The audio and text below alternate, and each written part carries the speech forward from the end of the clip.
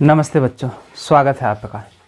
आइए चैप्टर 11 ब्रह्मांड, इसे हम लोग अभ्यास जो भी है उसको देखते हैं। कौन कौन से प्रश्न है उसको हल करने की कोशिश करते हैं।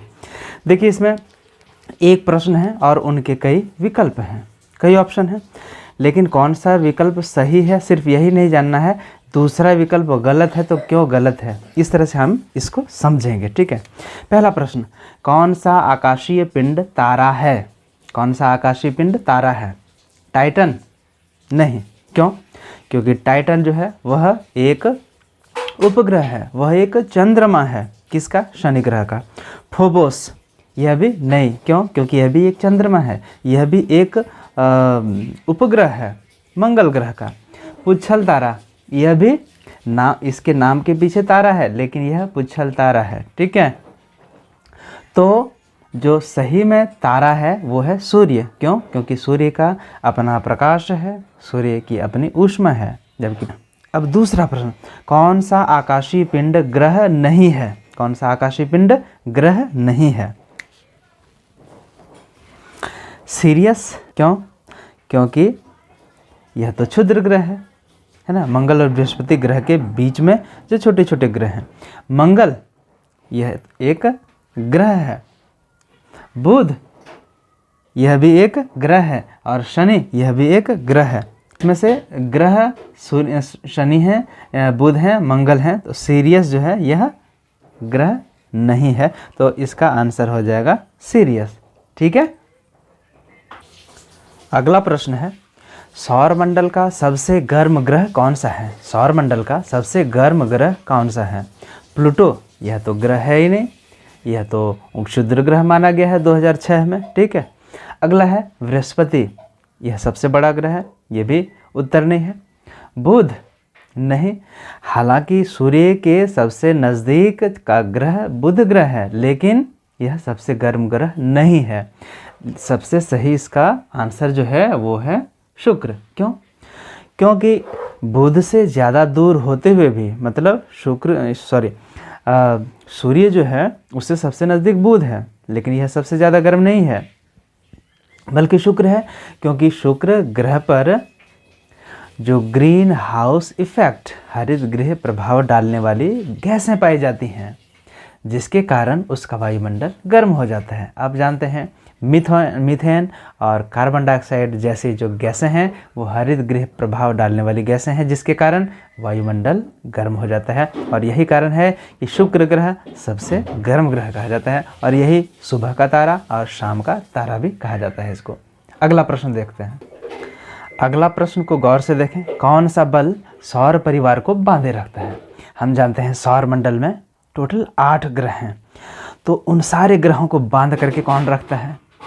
जैसे एक परिवार होता है, उसमें सारे 9 को बांध करके हमारा प्यार, हमारा कर्तव्य, ठीक है, और जो मुखिया होते हैं वो बांध के रखता है।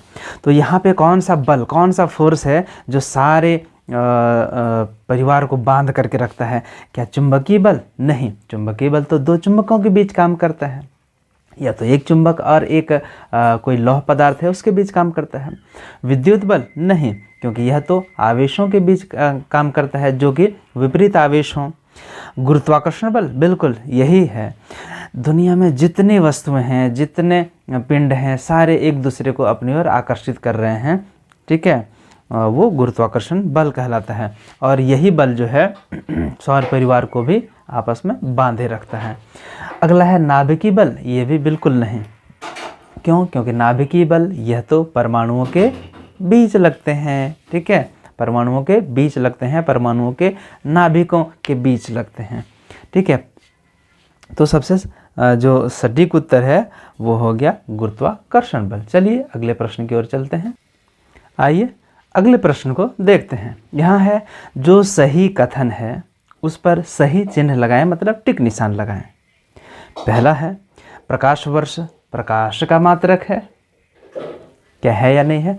देखिए, ये मात्रक क्या होते हैं? मात्रक को दूसरा शब्द इकाई भी कहते हैं। जैसे दूरी का मात्रक सेंटीमीटर, मीटर, किलोमीटर वगैरह वगैरह। समय का मात्रक सेकंड, मिनट, घंटा होता है ना। द्रव्यमान का मात्रक किलोग्राम, ग्राम, ये सब हो सकते हैं। उसी तरह प्रकाश वर्ष, नाम क्या है? प्रकाश वर्ष, ठीक है, लेकिन ये प्रकाश का मात्रक बिल्कुल नहीं है। प्रकाश वर्ष दूरी का मात्रक है, समझ गए? इसलिए ये गलत है। एक वर्ष में प्रकाश जितनी दूरी तय करता है उसे एक प्रकाश वर्ष कहते हैं, समझ गए? तो यह प्रकाश का मात्रक नहीं है, ये गलत है। ग्रह टिमटिमाते हैं, यह भी गलत है। क्यों? क्योंकि ग्रहों का अपना कोई प्रकाश होता नहीं है, तो ग्रह क्या टिमटिमाएंगे? तारे टिमटिमाते हैं।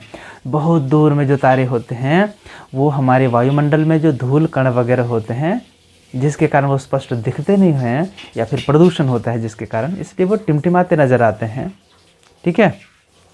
अगला है शनि के वलय नहीं होते हैं, यह भी गलत है। शनि के वलय मतलब छल्ले, रिंग। आप जानते हैं शनि ग्रह और बृहस्पति ग्रह, ये दोनों जो हैं, इसकी विशेषता क्या है? वलय मतलब छल्ले, ठीक है। तो शनि ग्रह की विशेषता मुख्य रूप से है उसका वलय, और लिखता है कि यहाँ शनि ग्रह के वलय या छल्ले नहीं होते हैं, तो गलत है। हमारे सौर परिवार में 9 ग्रह हैं, क्या ये सही है? नहीं, पहले 9 ग्रह हुआ करते थे, अभी भी हैं, लेकिन जो सबसे अंत वाला ग्रह है प्लूटो, उसको क्षुद्र ग्रह में माना गया है, अब वह मुख्य रूप से ग्रह नहीं है। तो अभी 8 ग्रह हैं, तो ये भी गलत है। अगला प्रश्न है, सूर्य से पृथ्वी की दूरी लगभग 8.3 प्रकाश वर्ष है, यह बिल्कुल गलत है। क्यों? क्योंकि 8 मिनट 3 सेकेंड इतना समय लगता है सूर्य के प्रकाश को पृथ्वी तक पहुंचने में, लेकिन यहाँ लिखा है 8.3 प्रकाश वर्ष। ये एक वर्ष में जितना दूरी तय करती है सूर्य की किरणें, उसे 1 प्रकाश वर्ष कहते हैं, तो इतना दूर नहीं है, ठीक है। अब अगला सवाल है, शनि सौर परिवार का दूरस्थ ग्रह है। इसका मतलब हुआ शनि जो है सूरज से काफ़ी दूर है, ठीक है। सबसे दूर इसका अर्थ नहीं हुआ कि सबसे दूर स्थित है, क्योंकि सबसे दूर में स्थित है नेपच्यून, ठीक है। यहाँ शनि सौर परिवार का दूरस्थ ग्रह है, दूर में स्थित ग्रह है, सबसे दूरस्थ नहीं लिखा है, तब होता नेपच्यून, समझ गए? इसलिए यह जो है शनि सौर परिवार का दूरस्थ ग्रह है, ये सही होगा। मतलब जितने इसमें प्रश्न थे, जितने कथन थे, उसमें से सिर्फ यही एक सही हुआ, बाकी सब गलत हुआ। चलिए अगले प्रश्न की ओर बढ़ते हैं। आइए तीसरे प्रश्न को समझने की कोशिश करते हैं। इसमें सही मिलान करें। देखिए इधर विकल्प है तारामंडल, बुध ग्रह, आंतरिक ग्रह, मंगल का उपग्रह, प्रभात तारा और लाल ग्रह। और इधर है सबसे छोटा ग्रह शुक्र ग्रह, पृथ्वी, शनि, फोबोस और मंगल। चलिए मिलान करते हैं। तारामंडल क्या होता है? तारामंडल तारों के वैसे समूह हैं जिनकी एक विशेष आकृति होती है, जिनकी एक खास आकृति होती है, जैसे कि वृश्चिक, ठीक है, वह एक तारामंडल है जो बिच्छू के जैसा दिखता है। सप्तर्षि वह भी एक तारामंडल है, ठीक है। तो इसी तरह से तारामंडल है, और इसमें से एक भी ऐसा नहीं है जो कि कोई खास आकृति बता रहा हो, इसलिए इसका विकल्प तारामंडल के सामने में कोई विकल्प होना चाहिए था जो कि आकृति वाला होना चाहिए था। तो तारामंडल यहाँ सही विकल्प नहीं है इधर, तो इसका जवाब हम लोग अभी नहीं लिखेंगे, ठीक है। आगे आते हैं बुध ग्रह। आपको मिलान ऐसे नहीं करना है, ध्यान देना है आपको मिलान। जैसे बुध ग्रह सबसे छोटा ग्रह है, तो आपको ऐसे मिलान नहीं करना है। इसका जब आंसर लिखेंगे तो यहाँ लिखेंगे उत्तर, ठीक है। उत्तर में जैसे 2 नंबर आपने लिखा बुध ग्रह, और तीर का निशान देंगे और उसके सामने सही उत्तर लिखेंगे सबसे छोटा ग्रह का नंबर, सबसे छोटा ग्रह, समझ गए। ऐसे क्रॉस वाला मतलब हो गया सब आपने कट्टम कुट्टी कर दिया है, मतलब गड़बड़ कर दिया है, तो वैसे नहीं करना है आपको। अगला है आंतरिक ग्रह। इसमें से आंतरिक ग्रह कौन है? इसमें से आंतरिक ग्रह कई हैं, लेकिन इस विकल्प को हम लोग अभी छोड़ते हैं, ठीक है।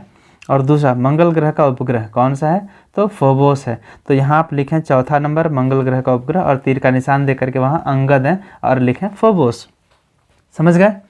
उसके बाद प्रभात का तारा मतलब सुबह का तारा और शाम का तारा, वो कौन होता है? वो होता है शुक्र ग्रह, ठीक है। अगला है लाल ग्रह, ठीक है। लाल ग्रह किसको बोलते हैं? लाल ग्रह तो मंगल को बोलते हैं। क्यों? कि मंगल ग्रह पर जो है जो धूल कण है वो आयरन के ऑक्साइड पाए जाते हैं, और आप जानते हैं कि जहाँ पे आयरन होगा वहाँ पे वह लाल लाल जैसा दिखेगा, और यही कारण है कि मंगल ग्रह को लाल ग्रह के नाम से जाना जाता है। समझ गए। अब इसमें से आंतरिक ग्रह के लिए कौन सा बचता है? इसमें देखिए 2 ही विकल्प बचता है, एक पृथ्वी और एक शनि। समझ गए। तो पृथ्वी के लिए आंतरिक ग्रह हो जाएगा। क्यों? क्योंकि बृहस्पति ग्रह के अंदर, मतलब सूर्य के नज़दीक में कौन कौन से ग्रह हैं? बुध, शुक्र, पृथ्वी, मंगल। ठीक है, बुध, शुक्र, पृथ्वी, मंगल, इसके बाद बृहस्पति। समझ गए। तो बृहस्पति के अंदर जितने ग्रह हैं वो सारे आंतरिक ग्रह हैं, और बृहस्पति के बाहर के जितने ग्रह हैं वो हैं बाह्य ग्रह। तो इसमें पृथ्वी शामिल हो जाएगा आंतरिक ग्रह में। लेकिन तारामंडल के लिए एक ही विकल्प है, शनि। यहाँ पे कोई दूसरा होना चाहिए, तो यहाँ पे विकल्प गलत दिया हुआ है। समझ गए। तो इस तरह से ये तीसरा नंबर का सही आपको मिलान करना है। चलिए अगला क्वेश्चन बढ़ते हैं। ये पार्ट 1 है। पार्ट 1 में पार्ट 2 में आपको बाकी बताऊँगा। अभी थोड़ा और कुछ प्रश्न हल कराऊँगा आपको। देखिए अगला प्रश्न है, 3 आकाशीय पिंडों के नाम बताएं। 3 आकाशीय पिंड मतलब कुछ भी। आप सूर्य के साथ साथ सभी ग्रहों के नाम बता सकते हैं, वो सारे क्या हैं? आकाशीय पिंड हैं। या फिर उनके क्षुद्र ग्रह के नाम बता सकते हैं, उनकी चंद्रमाएं, या फिर उनके जो उपग्रह हैं उनके नाम बता सकते हैं। समझ गए। तो आकाशीय पिंड बताना है। ठीक है, मतलब जो नेचुरल चीज़ें हैं वो बतानी है। तो आप लिखें, सूर्य लिखें, ठीक है, पृथ्वी लिखें, प्लूटो लिखें, वो तो अब क्षुद्र ग्रह हो गया है। समझ गए। सीरियस लिखें, ये सारे क्या हैं? ये सब आकाशीय पिंड हैं। तो 3 बोला गया है तो हमने 3 लिख दिया। अब अगला सवाल देखते हैं क्या है। अगला प्रश्न है, उस तारे का नाम बताएं जो सदैव स्थिर प्रतीत होता है। सदैव स्थिर प्रतीत होने वाला तारा, जो हमेशा लगता है कि एक ही जगह पे टिका हुआ, कौन सा तारा है? वो तारा है ध्रुव तारा।